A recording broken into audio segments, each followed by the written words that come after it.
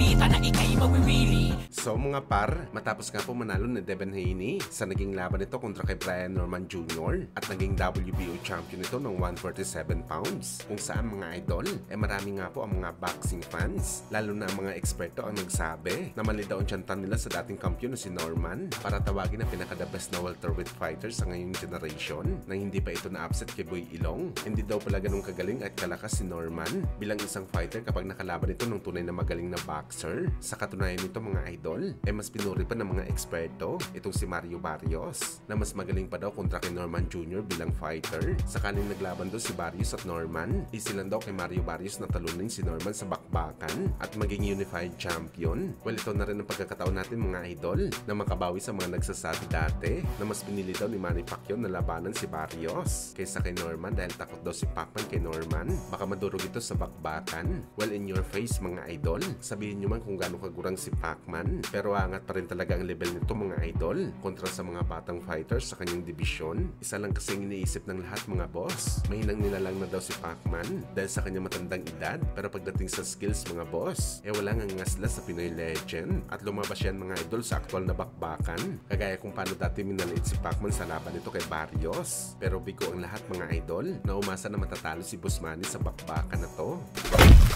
Samantala speaking sa pagmamaliit mga idol, matapos nga po nilabas ng The Ring Magazine ang imahe ng magamang Pacquiao na Pacquiao's Legacy Continue, marami naman po ng pareact ng mga boxing fans dito. At kagaya sa inaasahan natin mga boss, hindi daw nila nakikita na merong maabot si Jimwell sa pagboboxing sa ibabaw ng boxing ring. Malayo daw kasi ang galawan nito kumpara sa kanyang ama. Matayog na daw mga idol ang contender para kay Jimwell. Grabe ng panghusga kaagad ang natanggap ni Jimwell. Hindi pa ito tumutungtong sa professional. Kung hindi man natin ngayon nakita ang malupit na galawan ni Jimwell, dahil nag-uumpisa pa lang ito sa bakbakan mga idol. Wala naman siguro boxer, nakakaumpisa pa lang maganda na kagad ang galawan.